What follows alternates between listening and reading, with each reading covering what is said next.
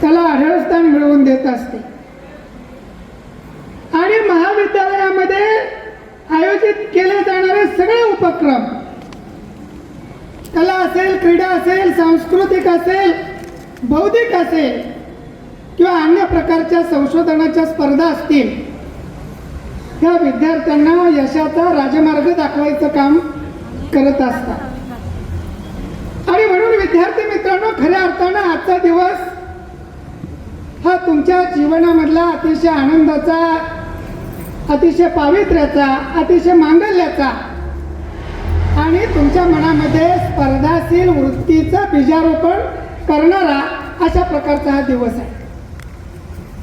पाहुणा म्हणून बसल्यानंतर काही काळ मी भूतकाळामध्ये डोकावलो. मला माझं महाविद्यालयीन जीवन आठवलं सर. असंच यशवंतराव चव्हाण वारणा महाविद्यालयाचं प्रतिनिधित्व शिवाजी विद्यापीठाच्या वतीनं वादविवादाच्या स्पर्धेमध्ये करण्याची संधी मला त्या काळामध्ये मिळाली. आणि मी तुम्हाला सांगू इच्छितो की बाळांनो, रद्दीतल्या कागदाला सुद्धा अतिशय महत्त्व असतं. स्पर्धेसाठी साताऱ्याला जात असताना शिवाजी कॉलेजचे आमचे NSSचे कोऑर्डिनेटर होते BM पाटील सर. आम्हाला तरुण भारत हे वृत्तपत्र सरांनी वाचायला दिलं. आणि जाता जाता त्या वृत्तपत्रामध्ये वेचक आणि वेधक या सदरामध्ये वाचलेल्या किस्स्यानं त्या ठिकाणी त्या स्पर्धेच्या यशापर्यंत पोहोचवण्याचं काम केलं. त्या मुंबई विद्यापीठाच्या सभागृहामध्ये बसल्यानंतर आमचा सगळा खेडवळ पेहराव बघून ती पुण्या मुंबईची पोरं आमच्याकडे बघून हसायला लागली की कुणीतरी गावंढळ पोरं आलेले आहेत आणि आता काय या ठिकाणी स्पर्धेमध्ये बोलणार आहे, अशा प्रकारचा भ्रम, अशा प्रकारचा सुपर इगो त्या पोरांच्या मनामध्ये निर्माण झालेला होता. पण सरांनी जे वृत्तपत्र वाचायला आम्हाला दिलेलं होतं, त्या वृत्तपत्रामधलं जो काही मजकूर आम्ही वाचलेला होता, त्या मजकुरानं त्या स्पर्धेमध्ये आम्हाला यशाप्रत नेलं. उत्स्फूर्त वक्तृत्वासाठी साहेब मला भाषणाला विषय आलेला होता की विज्ञान आणि तंत्रज्ञानातली भारताची प्रगती.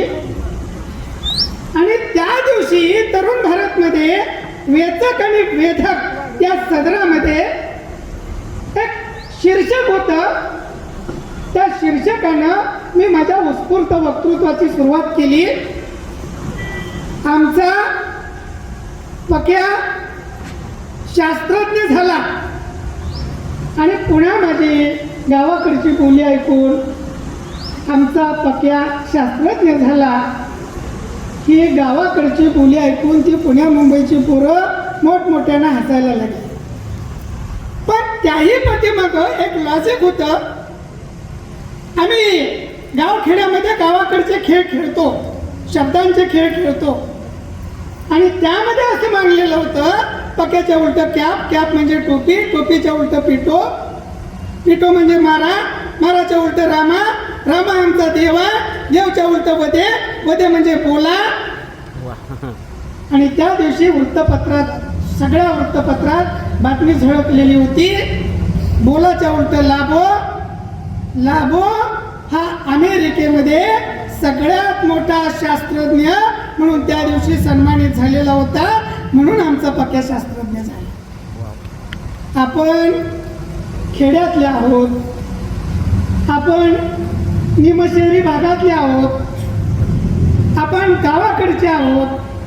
म्हणून कुठल्याही प्रकारचा न्यूनगंड बाळगायची अजिबात आवश्यकता नाही. आदरणीय प्राचार्य सरांनी तुमचा अहवाल त्या ठिकाणी वाचून दाखवला आणि खऱ्या अर्थाने तुम्हाला विद्यार्थी मित्रांना आणि विद्यार्थी भगिनींना मी सांगेन की निश्चितपणे सगळ्यात मोठं टॅलेंट जर कुठं असेल तर ते ग्रामीण भागामध्ये आहे आणि ते पॉलिश करायचं काम तुमचं महाविद्यालय करत आहे. केवळ शिक्षण नाही, साळुंखे सरांचं भाषण मी लक्षपूर्वक ऐकत होतो. शिक्षणाला प्रशिक्षणाची जोड देऊन या महाविद्यालयीन जीवनामध्ये पोरांना या ठिकाणी रोजगाराच्या संधी उपलब्ध करून द्यायचं अतिशय पावित्र्याचं, अतिशय जबाबदारीचं, अतिशय जोखमीचं काम तुमचं महाविद्यालय करत आहे. ही विद्यार्थी मित्रांनो तुमच्या दृष्टीनं अतिशय सुसंधी अशा प्रकारची बाब आहे. याच महाविद्यालयीन जीवनामध्ये माणूस घडतो आणि याच काळामध्ये माणूस बिघडतो सुद्धा. आणि म्हणून घडायचं का बिघडायचं हे आपल्या सामाजिक पर्यावरणावरती अवलंबून असतं. सरांनी तुमच्या सहली कुठं केल्या आणि तुम्हाला शिवाजी विद्यापीठाच्या स्पर्धांच्या मध्ये कोणकोणत्या स्पर्धांच्या मध्ये सहभागाची संधी मिळाली ते सांगितलं. एक वाक्य माझं नेहमी लक्षात ठेवा. तुम्हाला मैत्री करायची असेल, पंडित मैत्री, तुमच्यापेक्षा हुशार विद्यार्थी आणि विद्यार्थिनींच्या बरोबर मैत्री करा तुम्हाला पुढे जायचं असेल तर. सभेत संचार तर तुम्हाला सांगितलं या आणि इथं पुढे आभार मान. मिळालेल्या संधीचं सोनं करायला आपण शिकलं पाहिजे. सभेत संचार. आणि तिसरी गोष्ट केल्यानं देशात भरपूर प्रवास करा. पार्लेकर सर गेल्या वर्षी मी मॉरिशसला गेलेलो होतो 15 दिवस. त्या ठिकाणी मोकळ नावाचं विद्यापीठ आहे आणि त्या विद्यापीठातला मराठीचा पाठ्यक्रम आणि मराठीचा अभ्यासक्रम मी बघितला. काही काळ मी स्वतः खजील झालो. कारण आम्ही महाराष्ट्रात राहतो, आम्ही मराठीचे अभ्यासक आहोत, आम्ही मराठीचे संशोधक आहोत, आम्ही मराठीचे चोखंदळ वाचक आहोत, आम्ही मराठीचे शिक्षक आहोत, आम्ही मराठीचे प्राध्यापक आहोत. पण आम्हाला लाजवेल अशा प्रकारचा पाठ्यक्रम त्या मॉरिशसच्या विद्यापीठामध्ये शिकवला जातो. आणि म्हणून जरूर आम्हाला आमच्या मातृभूमीचा अभिमान असला पाहिजे. पण बरोबरीनं आम्हाला आमच्या मातृभाषेचा सुद्धा अभिमान असला पाहिजे. एक विद्वान विचारवंत लेखक असं म्हणून गेले, मी मराठीचा शिवाजी आहे. कारण इंग्रजी वाघिणीचं दूध पिलेलं आहे.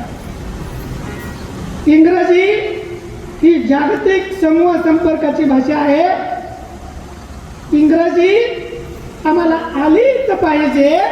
पण म्हणून आम्ही आमच्या मराठीकडं दुर्लक्ष करता कामा नये.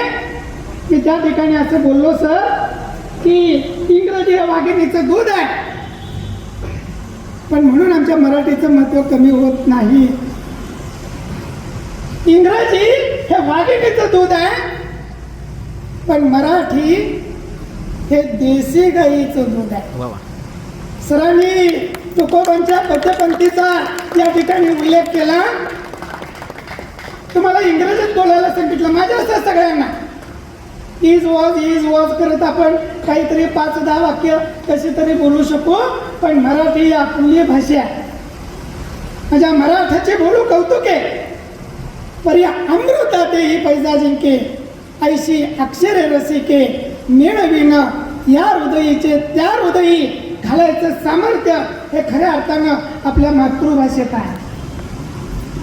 बाळांनो, मी मगाशी एक वाक्य उद्धृत केलं. त्या वाक्याचं मी रिपिटेशन करतो की आपला मातृभूमीवरती प्रेम पाहिजे, आपलं मातृभाषेवरती प्रेम पाहिजे. पण बरोबरीनं आपलं आई वडिलांच्यावर सुद्धा प्रेम पाहिजे. माता आणि माती फक्त एका वेलांटीचा फरक आहे. आणि म्हणून तुम्हाला विद्यापीठाच्या परीक्षेमध्ये किती गुण मिळाले हे कागदावरचे गुण आहे. मला या ठिकाणी अतिशय समाधान वाटलं की या ठिकाणी पारितोषिक ज्यांनी हासिल केलेला अशा बहुसंख्य विद्यार्थिनी भगिनी त्या सभा मंडपामध्ये आहेत. आणि तितकेच विद्यार्थी बांधव या सभा मंडपामध्ये आहेत. हे तुमचं खऱ्या अर्थानं घडण्याचं वय आहे. मी ज्या वेळेला शाळेत होतो, महाविद्यालयात होतो, मी राष्ट्रीय खेळाडू आहे. मी 11 नॅशनल विद्यापीठाच्या 6 नॅशनल मी खेळलो आहे. आणि त्यावेळेला कपिल देव भारताचे कर्णधार होते. त्यांच्या हस्ते आमचं पारितोषिक वितरण होतं. आणि माझ्याबरोबर तारानाथ शिवनाय नावाचा एक जलतरणपट्टू होता. मी त्याच्याशी बोलण्याचा प्रयत्न केला. मला कळालं की तो मुका आहे, तो बहिरा आहे, त्याला बोलता येत नाही. काय कोणी सांगितलं त्याला ऐकता येत नाही. विचार करा, एक मानवी शरीर प्रयोगशाळेत तयार करायचं असेल तर कितीतरी कोटी रुपये त्या ठिकाणी लागतील. परमेश्वरानं हा सगळा देह आपल्याला फुकट दिलेला आहे. तो मुका आहे किंवा बहिरा आहे, तिकडे त्याने लक्ष दिलं नाही. इंग्लिश खाडी पोहून जायचा विक्रम त्या तारानाथ शिवनाने केला आणि म्हणून भारत सरकारने त्याचा सन्मान केला. उद्या याच पलूस महाविद्यालयातला एखादा विद्यार्थी, एखादी विद्यार्थिनी अशा प्रकारचं अलौकिक कार्य करेल की महाविद्यालयाचं नाव हे या ठिकाणी सुवर्ण अक्षरानं कोरलं जाईल. माझाच एक विद्यार्थी होता साहेब. मी गरीब आहे, माझी परिस्थिती नाही असं रडगाणं त्यानं गायलं नाही. मी त्याच्यावरती फिनिक्स नावाची कादंबरी लिहिली. त्या पोराला आई वडील नव्हते. चुलत्यानं घरातनं हाकलून दिलं. पोराने नीट किस्सा ऐका. आणि गावाच्या बाहेर स्मशानभूमीमध्ये तो राहिला. ही वस्तुस्थिती आहे. त्यानं आपली झोपडी तयार केली. प्रेताची जी तिरडी असते त्या तिरडीच्या काट्या, त्या तिरडीच्या सुतळ्या आणि त्या तिरडीचा या ठिकाणी बांबू घेऊन त्यानं या ठिकाणी आपली झोपडी तयार केली. आणि आजूबाजूच्या शेत शिवारातला उसाचा पाला काढून त्याचं मोदळं बांधून बाजूच्या शहरात विकून आपली रोजीरोटीचा प्रश्न त्यानं सोडवला. कसं तरी 35 जिंदाबाद 35% पोरगं पास झालं. 11वी-12वीला आमच्या पेठ वडगावमध्ये हमाली केली. ट्रकमधनं पोतं उतरायचं. आपली परिस्थिती यापेक्षा नक्की चांगली आहे. त्यानं 1 रुपयाला 50 किलोचं एक पोतं ट्रकमधनं उतरायचं. अशा पद्धतीनं रोज 50 पोती उतरून 50 रुपयाची कमाई करून आपलं महाविद्यालयीन शिक्षण पूर्ण केलं. NCC घेतलं मॅडम आणि होमगार्डमध्ये भरती झालं. त्याला अभ्यासाची आपल्याला चटक लागली पाहिजे, अभ्यासाची चटक लागली पाहिजे. त्यानं ते करत असताना पोलीस भरतीचा अभ्यास केला. पहिल्या प्रयत्नात ते पोलीस झाले. 2-3 वर्ष कसं तरी प्रोफेशनल पिरियड त्याचा पूर्ण होईपर्यंत राधानगरीला पोलीस म्हणून काम केलं. आणि डायरेक्ट रिक्रुटमेंट स्पर्धा परीक्षेची जाहिरात आली. आमचा संभाजी जो स्मशानात राहत होता, मला एकच माहिती होता स्मशानातलं सोनं मधला तो भीमा, पण हा दुसरा भीमा. तो स्पर्धा परीक्षेला बसला. कुणीतरी वापरलेली स्पर्धा परीक्षेची गाईड त्यानं आपल्या संग्रही ठेवली. रात्रंदिवस जळणाऱ्या प्रेतांच्या ज्वालेच्या उजेडामध्ये त्यानं अभ्यास केला. आणि कल्पना करा, ते आमचा संभाजी परीक्षा उत्तीर्ण झाला नाही. त्यात तो 2रा, 3रा, 5वा, 10वा, 15वा, 100वा आला नाही. अख्ख्या महाराष्ट्रात सरळ सेवा भरतीमध्ये PSIच्या परीक्षेमध्ये संभाजी हा महाराष्ट्रात पहिला आला. आज बाळांनो तो मुंबईमध्ये नेहरू नगरच्या पोलीस स्टेशनला सिनियर PI म्हणून काम करतोय. मग विचार करा, तुमचं हे वय आहे, लाथ मारीन तिथं पाणी काढीन. जे ठरवलेलं आहे ते पूर्ण करायचं आहे. ती जिद्द ही आपल्या मनामध्ये असली पाहिजे. तुम्ही खऱ्या अर्थानं अभ्यासाची कास ही धरलीच पाहिजे. एक किस्सा सांगतो तुम्हाला.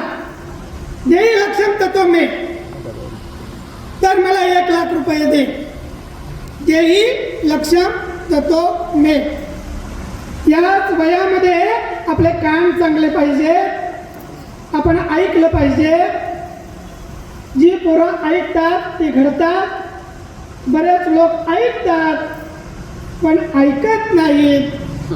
पर्यायाने ते आपल्या इच्छित ध्येयापर्यंत जात नाही. आणि मग भोजराजाकडं कालिदास नावाचा महाकवी होता आणि त्या राजानं स्पर्धा जाहीर केलेली होती की जो कोण कवी काळेसर त्या व्यासपीठावरती नवीन कविता रचून त्याचं सादरीकरण करेल त्याला मी 1,00,000 मोहरांचं बक्षीस देईन. एक गरीब कवी होता, त्यानं प्रयत्न केला, पण तुमच्यासारखे सगळे विद्वान आणि विदुषी त्या सभागृहात होते. त्या कवीनं कविता म्हणली की एखादी विदुषी उठून उभी राहायची आणि म्हणायची नाही ही कविता जुनी आहे, कारण ते एक पाठी होते. एकदा ऐकलं की पाठ व्हायचं. काही द्विपाठी होते, नाही तुम्ही काय कोणती कविता म्हणली परत सांगा. दोनदा ऐकली की त्यांची कविता पाठ व्हायची आणि मग तो उठून सांगायचा नाही ही कविता जुनी आहे, ही कविता मला माहिती आहे, मी म्हणून दाखवतो, ही कविता नवीन आहे, तुला पारितोषिक मिळणार नाही. काही सुमार बुद्धीचे होते त्रिपाठी. 3 वेळा कविता ऐकली की त्यांची पाठ व्हायची, ते म्हणून दाखवायचे. आणि त्यामुळं त्या संमेलनामध्ये एकही कवी आपली कविता नवीन आहे हे सिद्ध करू शकला नाही. पण विद्वत्ता आणि बुद्धिचातुर्य वाया जात नाही. तो गरीब कवी कालिदासाकडे आला आणि कालिदासाला म्हणाला की हे कविवरा तुम्हाला अशी एखादी कविता करून दे. ती कविता म्हणल्यानंतर ती कविता जुनी आहे असं कुणीही म्हणणार नाही आणि मला 1,00,000 मुद्रेचं पारितोषिक मिळेल. त्यावेळेला कालिदासानं त्याचं चिरदारिद्र्य नष्ट करण्यासाठी ती कविता त्याला लिहून दिली. कविता संस्कृतमध्ये, मुळात संस्कृत सांगतो आणि पुन्हा मराठीत सांगतो. स्वस्ती श्री राजा भुजा त्वं अखिल भुवने धार्मिका सत्यवक्ता पित्रा ते संग्रहिता नवनवती नित्या रत्नकोट्या धारयती इति ता त्वं मे देहि देहि लक्ष्यम तत्वमे.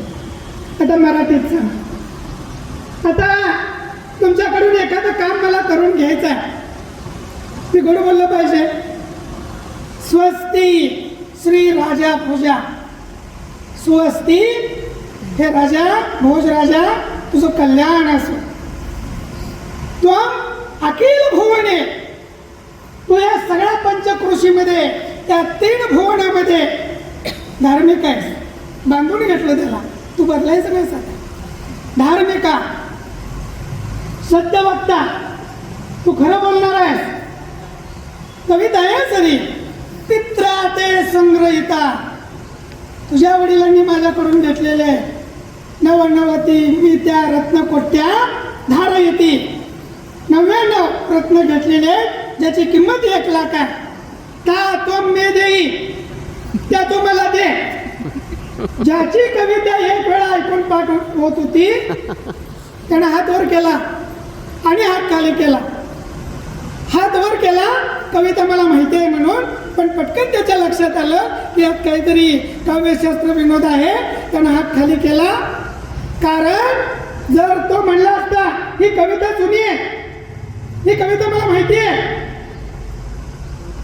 या कवीने सांगितलं असतं ही कविता माहिती आहे म्हणजे या राजाच्या वडिलांच्या कडून 99 रत्न घेतलेले त्याचा हा पुरावा आहे. एकही कवी उठला नाही. कोण या ठिकाणी त्याला साक्षीदार झाला नाही. पर्यायानं त्या कवीला 1,00,000 रुपये त्या भोजराजाला द्यावे लागले. बरीच मुलं गुणवत्तेत येतात पण व्यवहारात शून्य असतात. उत्तर प्रदेशामध्ये 12वीच्या परीक्षेमध्ये बोर्डामध्ये पहिला आलेला विद्यार्थी, त्याच्या घरी माई चोरी झाली आणि वडिलांनी सांगितलं जवळच्या पोलीस स्टेशनमध्ये जा आणि तक्रार देऊन ये जा. 12वीच्या परीक्षेत बोर्डात पहिला आलेल्या या विद्यार्थ्याला पोलिसात तक्रार कशी द्यायची हे माहिती नाही. विद्यार्थ्यांनी नीट लक्षात घ्या. वडिलांना म्हणाला मी काय सांगू, यूपी मधलं कुटुंब. वडील म्हणाले ते ठाणे अंमलदार लिहून घेतो पंचनामा, काय काय घटना कशी घडली. वडिलांनी सांगितलं अंधेरी रात थी,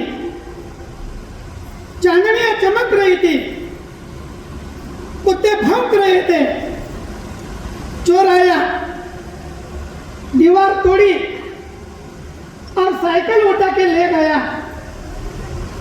3री 4थी 5वीचं पोरगं दुकानाला लावून दिल्यानंतर आई वडील 100-200 रुपये देतात. ते पोरगं दुकानापर्यंत जाईपर्यंत वस्तूंची यादीची घोकंपट्टी करत जातं. आपण परीक्षेला असंच सामोरं जातो. आपण पाठ करतो आणि त्यातला एखादा मुद्दा विसरला की या ठिकाणी आपली गाडी घसरते. बोर्डात पहिला आलेलं पोरगं त्या पोलीस स्टेशनपर्यंत पाठ करत गेलं. अंधेरी रात थी, चांदनियां चमक रही थी, चोर आया, दीवार तोड़ी, साइकिल उठा के ले गया. अंधेरी रात थी, चांदनियां चमक रही थी, कुत्ते भौंक रहे थे, चोर आया, दीवार तोड़ी, साइकिल उठा के ले गया. पोलीस स्टेशन मध्ये गेला. तिथलं ते गंभीर वातावरण, त्या ठाणे अंमलदाराच्या त्या आकडबाज मिशा, त्याचा तो राकट चेहरा, हे सगळं बघितल्यानंतर पाठ केलेलं सगळं विसरला. बरोबर अशी परिस्थिती परीक्षा हॉलमध्ये गेल्यानंतर आणि अनोळखी स्क्वॉड आल्यानंतर आपली होते. 12वीच्या परीक्षेला उदाले साहेब मी इथंच आलेलो होतो आणि बायोलॉजीचा बहुतेक पेपर असावा. 12वीला नाही 10वीला. त्या पोरानं बेडूका शब्द 23 वेळा लिहिलेला होता. मी जवळ त्याच्या उभा राहिलेलो होतो. माझ्याकडे कार्ड होतं बोर्डाच्या भरारी पथकाचं स्क्वॉडचं आणि फिरताना एका विद्यार्थ्याजवळ उभा राहिलो. त्यानं बेडूक बेडूक बेडूक 23 वेळा लिहिलेलं. म्हणजे पाठांतरापेक्षा आपलं व्यवहार ज्ञानावरती हे खऱ्या अर्थानं आपण लक्ष दिलं पाहिजे.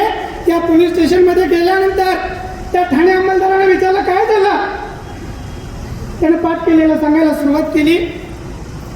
वडिलांनी सांगितलेलं होतं अंधेरी रात थी, हा म्हणाला दिन का समय था. वडिलांनी सांगितलेलं होतं चांदनियां चमक रही थी, हा म्हणाला कुत्ते चमक रहे थे. वडिलांनी सांगितलं कुत्ते भौंक रहे थे, हा म्हणाला चांदनियां भौंक रही थी. चोर आया, गणितामध्ये स्टेपला मार्क असतात. चोर आया एवढे एकच विधान त्याने बरोबर केलं. म्हणाला वडिलांनी सांगितलेलं होतं दीवार तोडी, हा म्हणाला सायकल तोडी. वडिलांनी सांगितलेलं होतं सायकल उठा केले गया, हा म्हणाला सायकल तोडी और दीवार उठा केले गया. अशीच परिस्थिती परीक्षेमध्ये आपली होते आणि म्हणून अभंगवाणी ज्ञानेश्वरीचा आता कुठं काळ आहे. अहो आमच्या डोक्यात टॉप 10ची गाणी, अभ्यासाला वेळ नाही, शॉर्टकटचा काळ आहे आणि पुस्तकं बाजारात मिळत नाही. देसाई लिमयेचा सुकाळ आहे. मला माहिती नाही, आमच्या वेळेला देसाई लिमयेची गाईड प्रसिद्ध होती. कदाचित आजही तीच गाईड असतील अशी मी कल्पना करतो. आणि म्हणून मुलांनी काय वाचावे त्याचं साधं उत्तर मॅडम असं आहे, मुलांनी क्रमिक पुस्तक पहिल्यांदा वाचावे, नंतर अध्यापकांचं अध्यापन लक्षपूर्वक ऐकावं. मुलांनी स्वतः या ठिकाणी नोट्स लिहाव्या, त्याचं पुन्हा पुन्हा वाचन करावं, चिंतन करावं, मनन करावं, लेखन करावं, पुनर्लेखन करावं, सराव करावा. Practice makes man perfect. आणि म्हणून तुम्हाला जर यश मिळवायचं असेल तर कष्टाला पर्याय नाही. मगाशी मी सांगितलं, कागदावरचे गुण भलेही तुम्हाला नोकरी देतील, पण तुमच्या अंगातले गुण हे तुम्हाला तुमचं नाव हे खऱ्या अर्थानं मोठं करण्यासाठी निश्चितपणे उपयोगाला येतील.